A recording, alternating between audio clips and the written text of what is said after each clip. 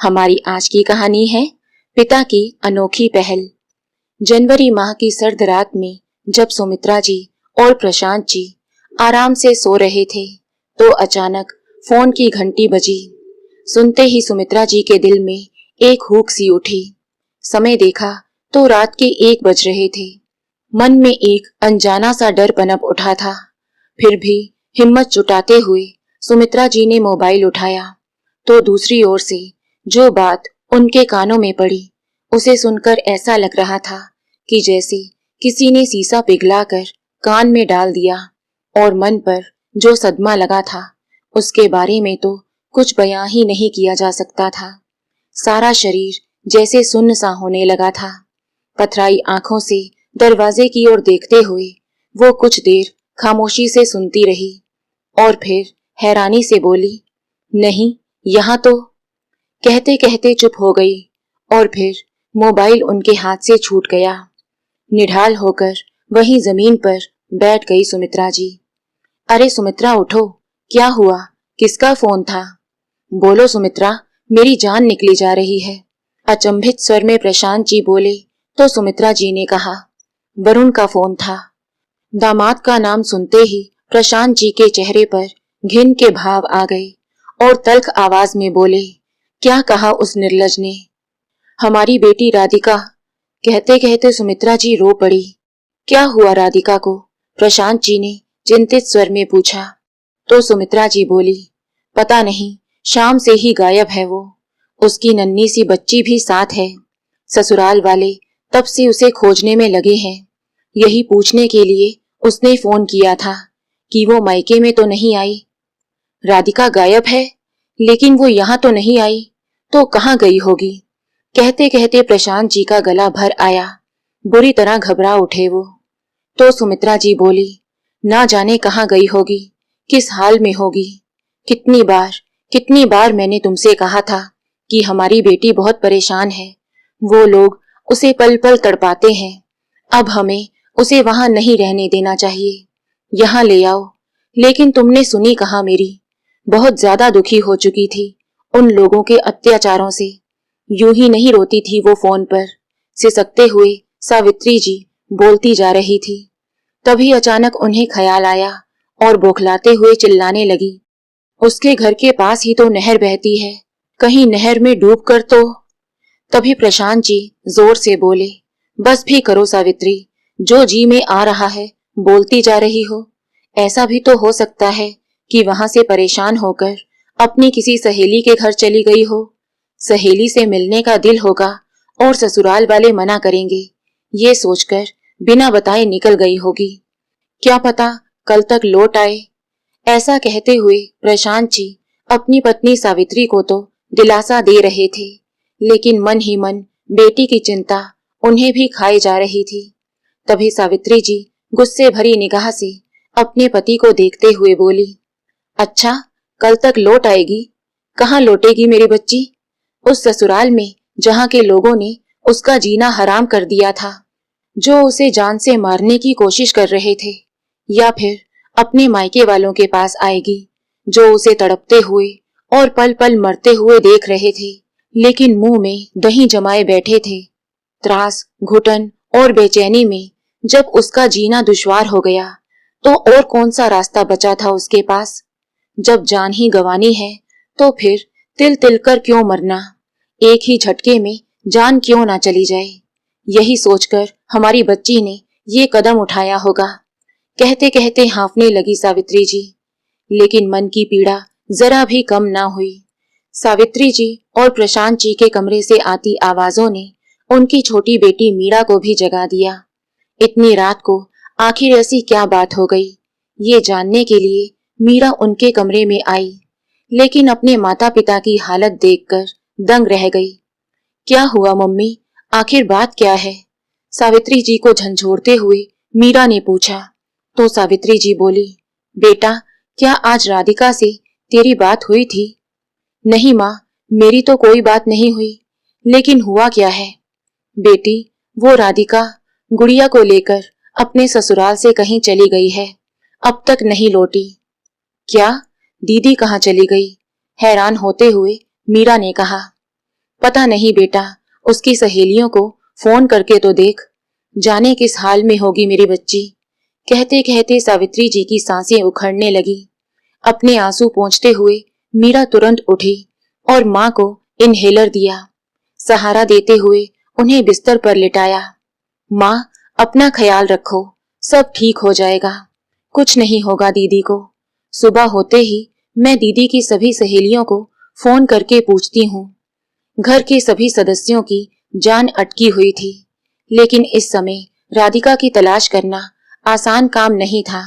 सुबह होने पर ही कहीं जाया जा सकता था।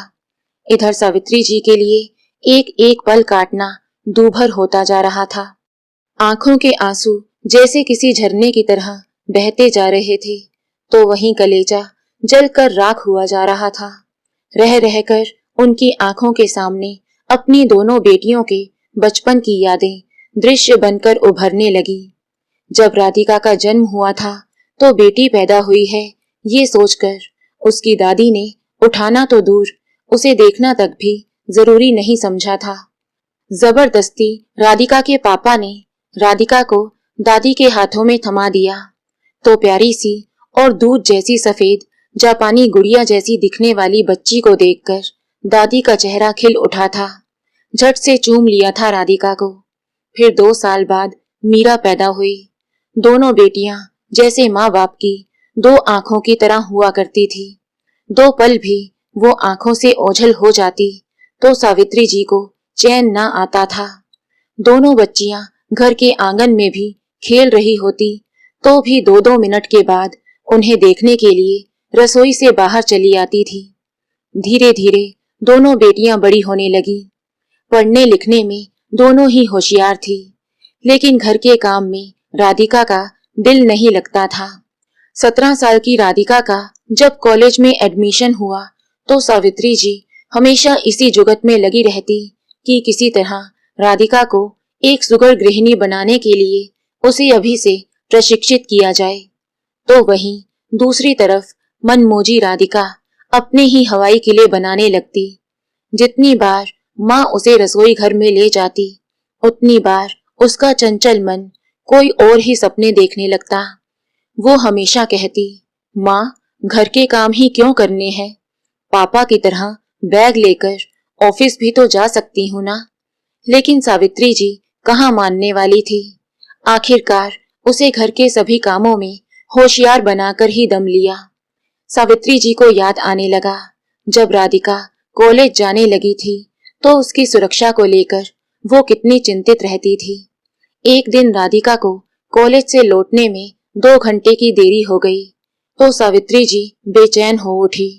प्रशांत जी उन्हें समझाते कि कोई काम पड़ गया होगा, इसलिए लेट हो गई होगी। लेकिन एक माँ का दिल कहाँ मानने वाला था। कभी छत पर तो कभी दरवाजे पर जाकर खड़ी हो जाती। दूर गली तक नजर दौड़ाने लगी। दिमाग में विचार चलने लगे, जमाना खराब है, इंसान की इंसानियत अब उसके पास रही कहाँ। आजकल तो रिश्तेदारों पर भी विश्वास नहीं किया जा सकता, तो फिर राह चलते लोगों का क्या भरोसा। बस बेटी सही सलामत घर वापस लौट आए, भगवान को प्रार्थना करने लगी। कुछ देर बाद जब राधिका दूर से आती हुई नजर आई तो सावित्री जी ने चैन की सांस ली। इस बार 101 रुपए का प्रसाद बांटूंगी, ऐसा कहते हुए भगवान का शुक्रिया अदा किया। आज कॉलेज से आने में देर कैसे हो गई? पता है मुझे कितनी चिंता हो गई थी तेरी। हर रोज तो 3 बजे तू घर वापस आ जाती है, आज पूरे 2 घंटे लेट है। अरे माँ, इसमें इतनी चिंता करने वाली क्या बात है? दरअसल मैं कॉलेज की एनएसएस यूनिट का एक हिस्सा हूँ, जिसमें राष्ट्र सेवा और समाज सेवा के गुण सिखाए जाते हैं, इसलिए कभी कभार प्रैक्टिस के लिए रुकना पड़ता है। अरे कोई जरूरत नहीं है तुझे ऐसी समाज सेवा करने की, आजकल किसी का क्या भरोसा, तू बस समय से घर आ जाया कर, चिढ़ते हुए सावित्री जी ने कहा।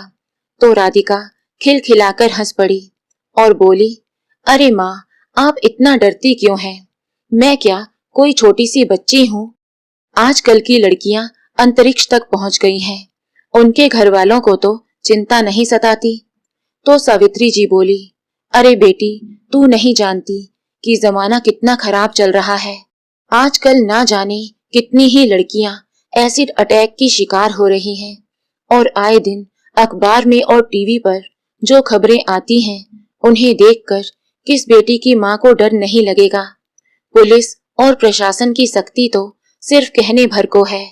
सच तो ये है कि आज किसी के मन में पुलिस और कानून का कोई डर बचा ही नहीं है। गंभीर स्वर में सावित्री जी बोलती जा रही थी तो राधिका ने मुस्कुराते हुए कहा, माँ, आप तो बिना मतलब ही इतना सोच सोच कर डरती रहती हैं। हमारे कॉलेज में तो ऐसी लड़कियां भी हैं जो दूसरे शहरों और गांवों से आती हैं। बाकी सबका मुझे नहीं मालूम, मुझे तो अपने बच्चों की चिंता है और आगे से तू घर देरी से लौटी तो मैं बर्दाश्त नहीं करूंगी। छोड़ दे ये समाज सेवा, कौन से मेडल मिलने वाले हैं इन चीजों में हिस्सा लेकर। तो राधिका बोली, अरे माँ, आप नहीं जानती, मेरा तो सपना है यूपीएससी क्लियर करके इस देश की सेवा करने का। एक दिन आपको अपनी बेटी पर नाज होगा, ये बात मैं गारंटी से कहती हूँ। आज राधिका की वो सारी बातें याद करके सावित्री जी का हृदय कांप उठा था। कितने बड़े बड़े सपने थे मेरी बेटी की आंखों में, वो सारे सपने चकनाचूर हो गए सिर्फ हमारी एक गलती के कारण।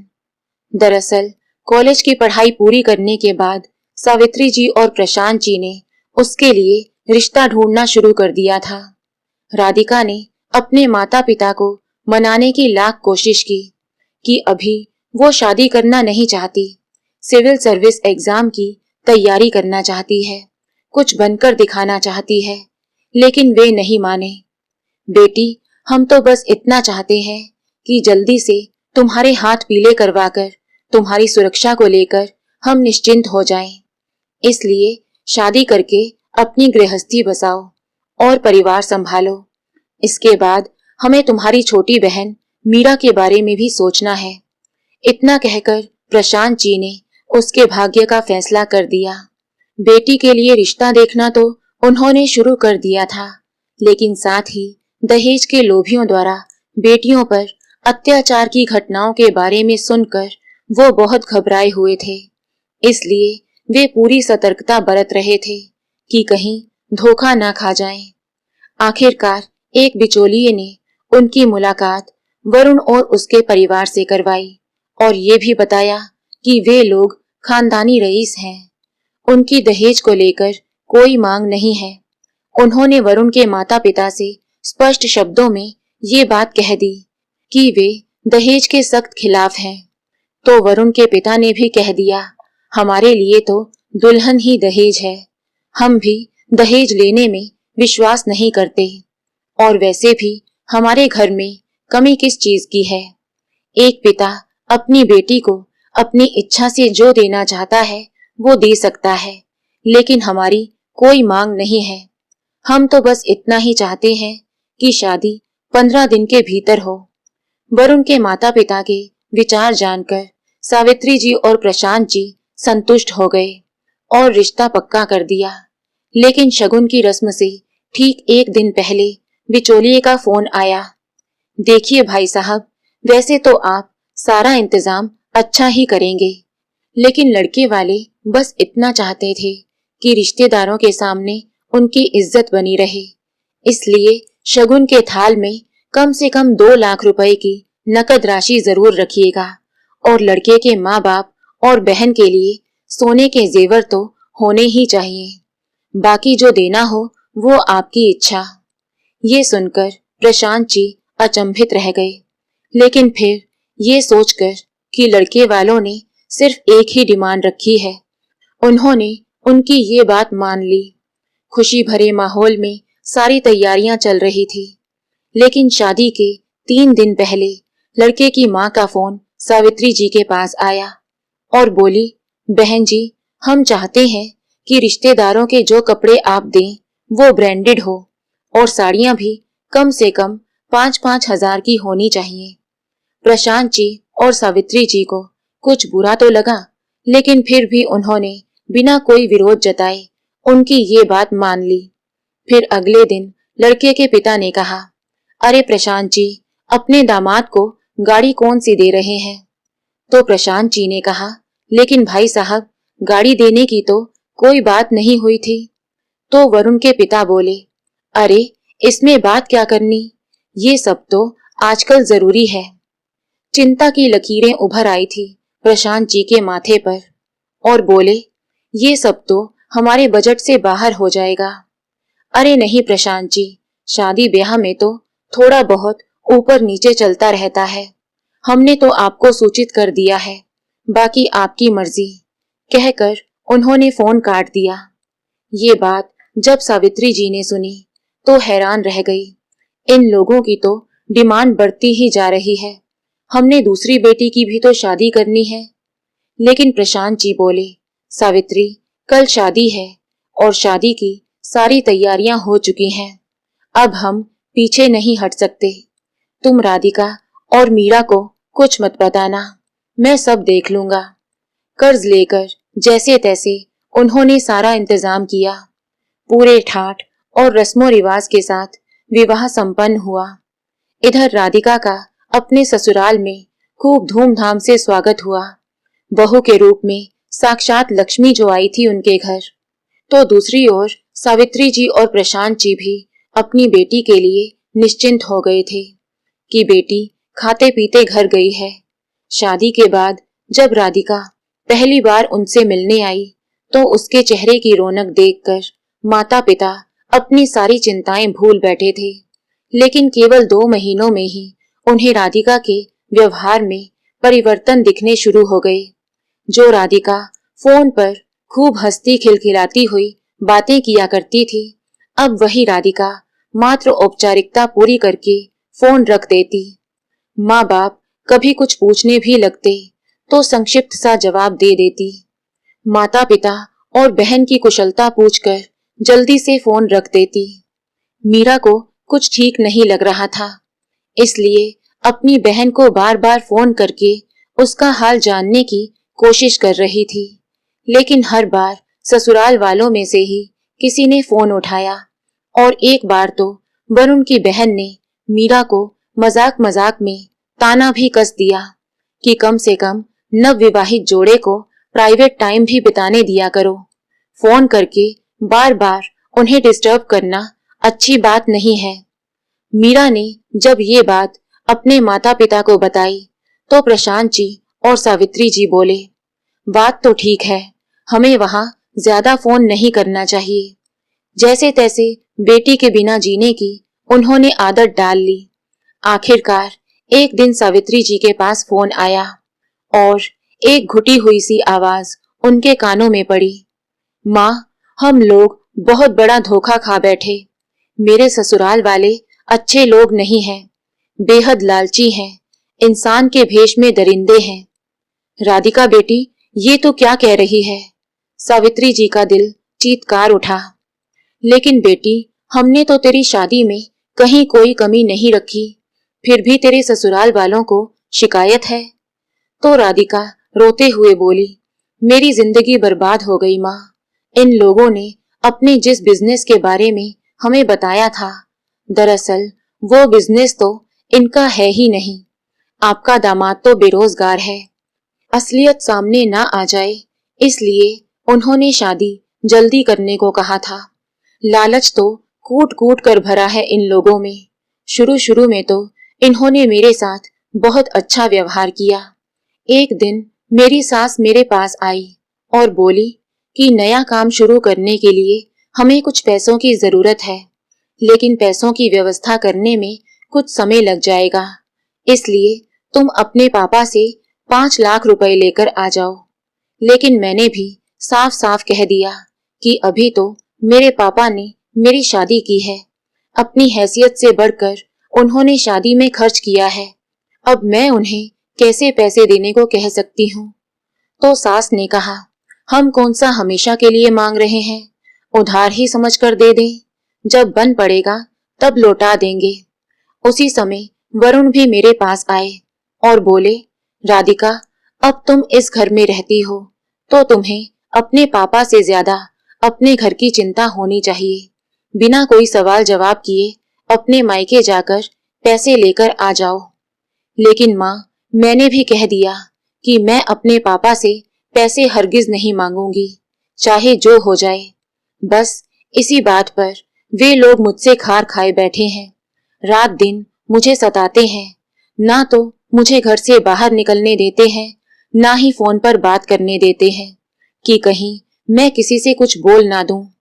अपनी लाडली बेटी राधिका की पीड़ा सुनकर सावित्री जी का कलेजा मुंह को आने लगा। फिर कांपते स्वर में बोली, ये क्या कह रही है तू? मेरी कही एक एक बात सच है माँ। लेकिन बेटी, अब तू कहाँ से फोन कर रही है? दरअसल मेरे सास ससुर कहीं बाहर गए थे और वरुण भी सुबह सुबह ही कहीं निकल गए थे। ननद नहाने गई तो चुपके से उसका फोन उठाकर ले आई ताकि आपसे बात हो सके। अच्छा, अब मैं फोन रखती हूँ।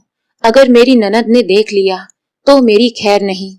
आप एक बार पापा से बात जरूर करना ताकि वो कोई कड़ा कदम उठा सके। कहते हुए राधिका ने फोन रख दिया। लेकिन इधर फोन बंद हो जाने के बाद भी सावित्री जी फोन को कानों से लगाए पत्थर की मूरत बनकर खड़ी थी। दिल को जैसे कोई सदमा सा लगा था। उन्होंने प्रशांत जी को फोन करके जल्दी से आने को कहा। सावित्री जी की घबराई हुई आवाज सुनकर प्रशांत जी बिना काम खत्म किए घर पहुंचे तो सावित्री जी ने रोते हुए उन्हें सारी बात बता दी। लाडली बेटी पर होने वाले अत्याचार की कहानी सुनकर प्रशांत जी की आंखों से भी आंसू बहने लगे। तभी सावित्री जी सिसकते हुए बोली, अब आप ही कुछ कीजिए। पता नहीं मेरी बच्ची कैसे घुट घुट कर जी रही होगी उन दरिंदों के बीच। नहीं सावित्री, ये वक्त हिम्मत हारने का नहीं है, बल्कि समझदारी से काम लेने का है। हम कल ही गुड़गांव चलते हैं उससे मिलने के लिए। हमसे मिलकर उसे कुछ हौसला होगा। कोशिश करेंगे कि उसे कुछ दिनों के लिए अपने घर दिल्ली ही ले आएं। अगले दिन प्रशांत जी और सावित्री जी अपनी बेटी के घर पहुंच गए। सावित्री जी ने अपनी लाडली को नजर भर कर देखा तो हैरान रह गई। कभी फूलों की तरह खिलता था जो चेहरा, आज उसी चेहरे से रौनक बहुत दूर चली गई थी। आव भगत की तो बात ही दूर। वे तो ये देखकर हैरान थे कि शादी के समय जो लोग उन्हें हंसते मुस्कुराते हुए नजर आ रहे थे, आज उन्हीं चेहरों पर केवल गुस्से का ही भाव नजर आ रहा था। वे स्वयं को वहां खड़े ऐसा महसूस कर रहे थे जैसे जेलर के सामने कोई अपराधी खड़ा हो। जब अपनी बेटी राधिका से मिले तो भी खुलकर बात नहीं हो पाई क्योंकि सब लोग आसपास ही मंडरा रहे थे। औपचारिक बातचीत के अलावा राधिका कुछ बोल ही नहीं पाई। आखिरकार हिम्मत जुटाकर उन्होंने राधिका के ससुर से पूछ ही लिया, भाई साहब, आपकी इजाजत हो तो मैं कुछ दिनों के लिए अपनी बेटी को घर ले जाना चाहता हूँ। लेकिन सामने से दो टूक शब्दों में ना सुनने को मिला। अगले हफ्ते बहन की बेटी की शादी है और सब लोगों का जाना जरूरी है। ये कहकर उन्होंने राधिका को भेजने से मना कर दिया। ठीक है, हम उसके बाद राधिका बेटी को कुछ दिनों के लिए ले जाएंगे। ऐसा कहकर वे दोनों वहां से चले गए। आज प्रशांत जी और सावित्री जी स्वयं को बहुत लाचार महसूस कर रहे थे। बड़े ही बुझे मन से दोनों पति पत्नी अपनी बेटी के ससुराल से वापस लौट आए। जिस बेरुखी और अपमान भरे वातावरण में 2 घंटे काटना भी उनके लिए दूभर हो रहा था, उसी वातावरण को उनकी बेटी 24 घंटे झेलती है। सोच सोचकर उनका हृदय हाहाकार कर रहा था। सावित्री जी की आंखों में आंसू देखकर प्रशांत जी बोले, अरे परेशान क्यों होती हो सावित्री? 15 दिन बाद राधिका की सहेली की शादी है ना, तब राधिका को कुछ दिनों के लिए हमारे पास ही रहने को बुला लेंगे। 15 दिन बीत चुके थे। राधिका दिल्ली आई तो जरूर, लेकिन केवल अपनी सहेली की शादी के लिए। अपने पति के साथ आई थी।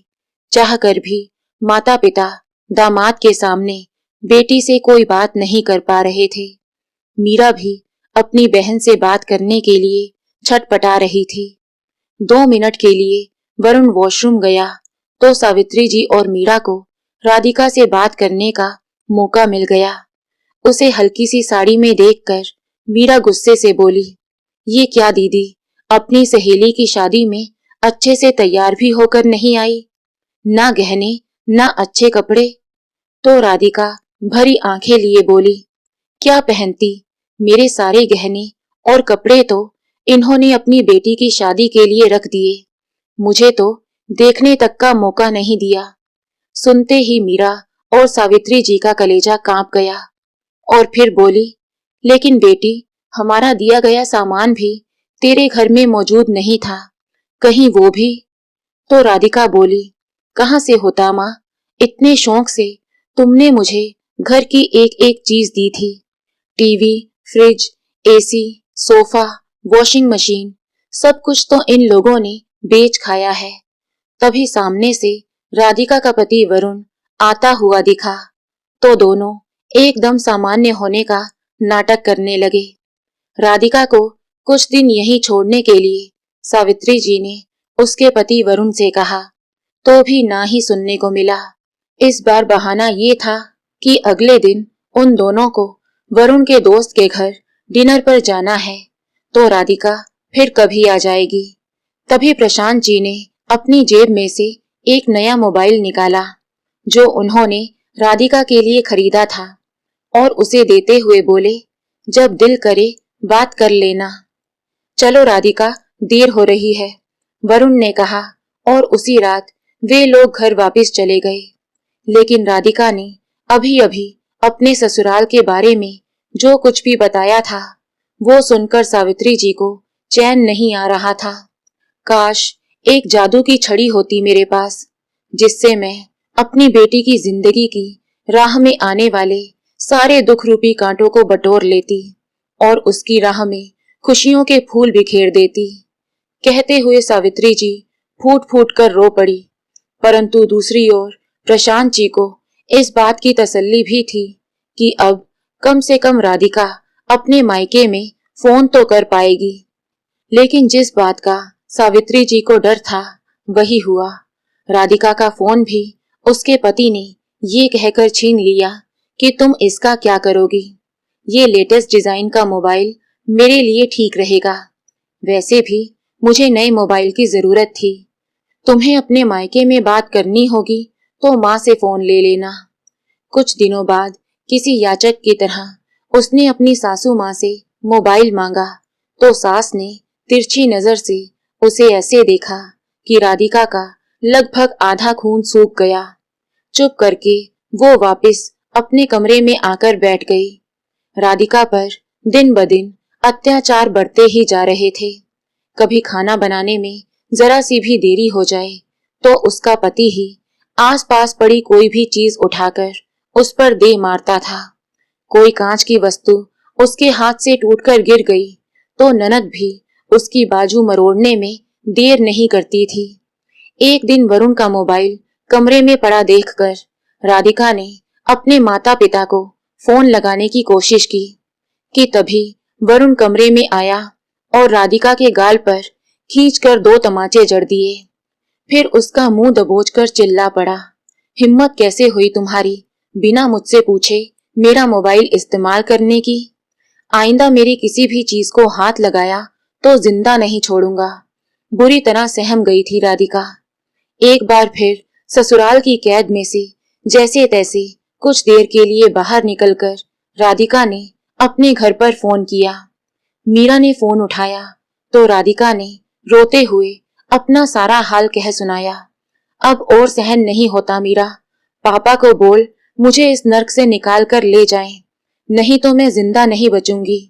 कहते हुए राधिका फफक कर रो पड़ी।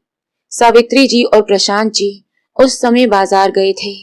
जैसे ही वो घर लौटे तो मीरा बोली, क्यों माँ, जब राधिका दीदी कॉलेज जाती थी तो आपको उनकी सुरक्षा की बहुत चिंता रहती थी ना? एक बार जाकर देखो दीदी के ससुराल, उन दरिंदों के बीच क्या वो सुरक्षित है? अरे थप्पड़ तमाचे तो बहुत छोटी सी बात है, जितनी यातनाएं उन्हें वहां झेलनी पड़ रही है ना, वो लोग तो उन्हें जान से मारकर ही दम लेंगे। जाकर ले क्यों नहीं आते उन्हें वहां से? बेटी की बात सुनकर प्रशांत जी बोले, लेकिन मीरा, तेरे रिश्ते की बात चल रही है, और अगर लड़के वालों को इस बात का पता लग गया कि तेरी बड़ी बहन अपने मायके आकर बैठी है, तो इस घर से रिश्ता हरगिज नहीं जोड़ेंगे। वो तो क्या, कोई भी हमारे साथ रिश्ता जोड़ना पसंद नहीं करेगा। वो तो यही सोचेंगे ना कि माँ बाप की परवरिश में ही कमी थी। नहीं पापा, एक बेटी की शादी के लिए क्या आप दूसरी बेटी की बलि दे देंगे? और वैसे भी दीदी का हाल देखकर मैं तो शादी करना ही नहीं चाहती। बेटी का हाल जानकर सावित्री जी बोली, आप मेरी बेटी को अभी के अभी गुड़गांव से वापस ले आइए। अगर वे लोग ना भेजें तो जबरदस्ती लेकर आ जाओ, लेकिन झूठी मान मर्यादा के नाम पर मैं अपनी बेटी की कुर्बानी नहीं दे सकती। तभी प्रशांत जी बोले, सावित्री, मेरी बात समझने की कोशिश करो। कुछ दिनों में जब राधिका की गोद में एक नन्हा मुन्ना खेल रहा होगा, तो ससुराल में उसकी जगह अपने आप बन जाएगी, मुझे पूरा यकीन है। और अगर तब भी वे लोग ना सुधरे, तो मैं जात बिरादरी के लोगों को उनके घर पर इकट्ठा करूंगा। समाज में अपनी बेइज्जती होते देख उन्हें अपना व्यवहार तो बदलना ही पड़ेगा। उस समय मामला शांत हो गया। कुछ दिनों बाद राधिका ने एक नन्ही सी बेटी को जन्म दिया, लेकिन बेटी पैदा करने के बाद ससुराल वालों की नजर में वो और भी अधिक गुनाहगार बन बैठी। अब तो आए दिन उसकी सास अपने बेटे की दूसरी शादी करवाने की धमकी देने लगती। अगर इस घर में रहना चाहती हो तो अपने पापा से कहकर तुरंत पैसों का इंतजाम करवाओ, राधिका की सास बोली। तो राधिका ने कहा, लेकिन माँ जी, मैं कितनी बार कह चुकी हूँ, उनके पास अब और पैसे नहीं हैं। अच्छा, मकान तो है तेरे पिता के पास, उसे बेचकर ही पैसे जुटा ले। इतना तो एक पिता अपनी बेटी के लिए कर ही सकता है। सासू माँ के इतना कहने पर राधिका बोल उठी, माँ जी, बेटी तो आपकी भी है, क्या आप उसके ससुराल वालों को इतना पैसा देंगे? इतना कहने भर की देर थी कि वरुण ने आगे बढ़कर एक जोरदार तमाचा राधिका के गाल पर रसीद कर दिया। बेशर्म, तेरी इतनी हिम्मत कि मेरी माँ से जबान लड़ाए। सिर घूम गया था राधिका का। तभी उसकी सासू माँ बोली, अब खड़ी खड़ी हमारा चेहरा ही देखती रहेगी क्या? जाकर चाय बना कर ला। थोड़ी देर में जैसे ही राधिका चाय की ट्रे लेकर कमरे के अंदर आने लगी, तो उसके कानों में अपने पति और सास की कुछ बातें सुनाई पड़ी। कुछ देर वो वहीं खड़ी रही। अंदर से आवाज आई, इस बार अगर मानती है तो ठीक, नहीं तो पहले इसकी बेटी को ठिकाने लगा, उसके बाद इस महारानी को। तेरी दूसरी शादी में हम खूब दहेज लेंगे। सुनते ही राधिका के पैरों तले जमीन खिसक गई। सिर चकराने लगा था उसका। फिर जैसे तैसे स्वयं को संभालते हुए वो अंदर आई और सबको चाय देने लगी। अगले दिन जब राधिका की सास अपने कमरे में सो रही थी और घर के बाकी सदस्य नदारद थे, तो राधिका चुपके से घर से बाहर निकली और किसी से मोबाइल मांगकर अपनी माँ को फोन कर दिया और कहा, माँ, मैं फैसला कर चुकी हूँ। आज ही मैं अपनी बेटी को लेकर दिल्ली पहुंच रही हूँ। बस इतना जानने के लिए फोन किया है कि क्या मेरे इस फैसले में मेरे माता पिता मेरे साथ हैं या नहीं। लेकिन बेटी, हुआ क्या है, साफ साफ बता। माँ, ज्यादा समय मेरे पास नहीं है, बस आप इतना समझ लीजिए कि अब मेरा यहाँ रहना मुमकिन नहीं है। अब तक ये लोग मेरे साथ जो कर रहे थे सो कर रहे थे, लेकिन अब बात मेरी बेटी पर आ पड़ी है और ये मैं बिल्कुल बर्दाश्त नहीं करूंगी। मैंने सिर्फ ये पूछने के लिए फोन किया है कि क्या मैं अपने घर वापस आ सकती हूँ। तो सावित्री जी बोली, लेकिन बेटी, आज तेरी छोटी बहन को देखने लड़के वाले आ रहे हैं, बस कुछ ही देर में पहुंचते होंगे। उनके जाने के बाद मैं तेरे पापा से बात करती हूँ। ठीक है माँ, हताशा भरे स्वर में राधिका बोली और फोन रख दिया। और आधी रात को राधिका के ससुराल से गायब होने की खबर आ गई। बिस्तर पर लेटी सावित्री जी को एहसास हुआ कि सुबह हो चुकी है। प्रशांत जी पड़ोस में रहने वाले अपने दोस्त से सलाह लेने निकल गए कि आखिर किया क्या जाए। इधर मीरा राधिका की सहेलियों को फोन करके राधिका के बारे में पूछ रही थी। तभी सावित्री जी अपने कमरे की दीवार पर लगी राधिका की तस्वीरों को एक एक करके देखने लगी। 2 साल की हंसती खिलखिलाती नन्ही सी राधिका, कंधे पर बस्ता लटकाए स्कूल जाती चुलबुली सी राधिका, कुछ कर दिखाने का जुनून पालने वाली कॉलेज गर्ल राधिका, आंखों में ढेर सारे सपने सजाए दुल्हन बनी राधिका। फिर सहसा उनकी आंखों में एक अनदेखी तस्वीर अनायास ही उभर आई। ऊंचे पुल से नहर में छलांग लगाती। नहीं, ऐसा नहीं हो सकता। तू कहाँ है मेरी बच्ची? किस हाल में है? कितनी लाचार हो गई हूँ आज मैं। सावित्री जी का हृदय चीत्कार उठा था। उसी समय फोन की घंटी बज उठी, जिसे सुनते ही सावित्री जी की सांस अधर में अटक गई। आज इतना साहस उनमें नहीं था कि वो फोन उठाकर अपनी बेटी के बारे में कोई बुरी खबर सुन सके। तभी मीरा बिना देरी किए दौड़ती हुई अंदर आई और फोन उठाकर कपकपाती आवाज में बोली, हेलो। तो दूसरी ओर से किसी व्यक्ति ने कोई संदेश दिया।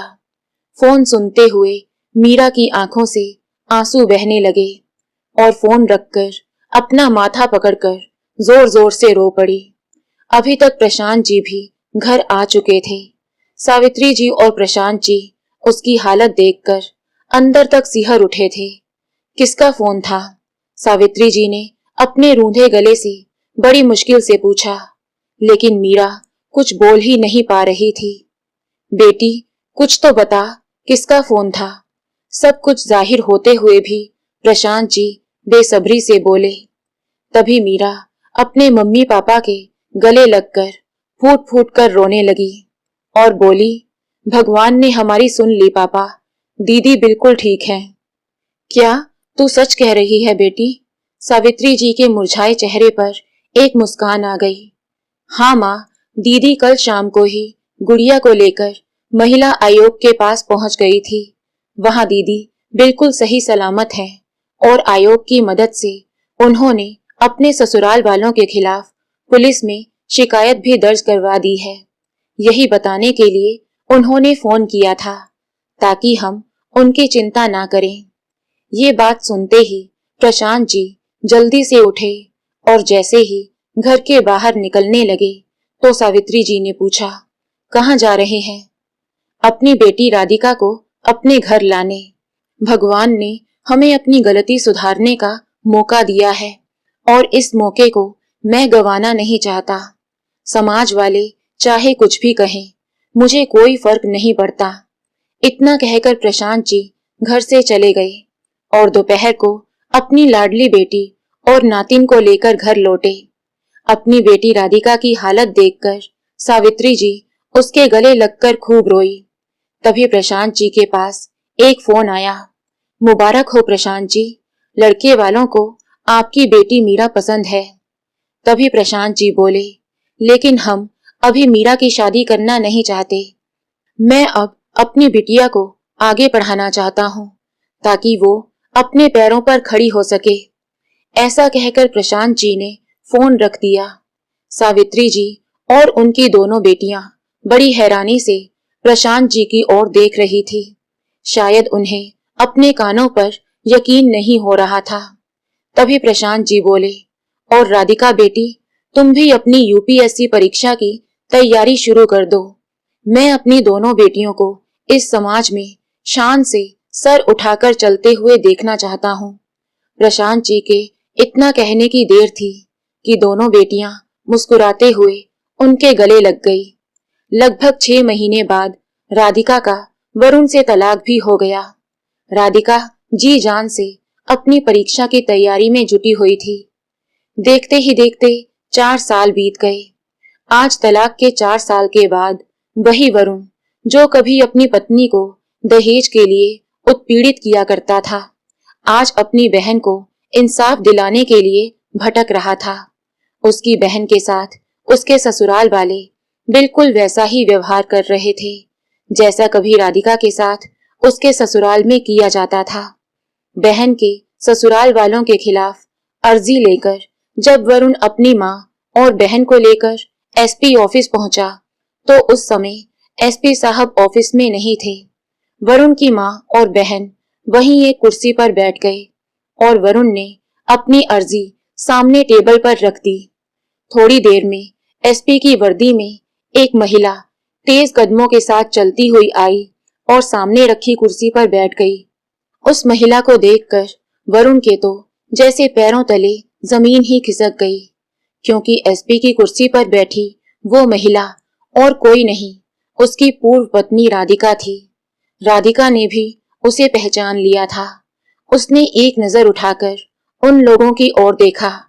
वरुण की बहन के चेहरे और शरीर पर नीले काले निशान पड़े हुए थे।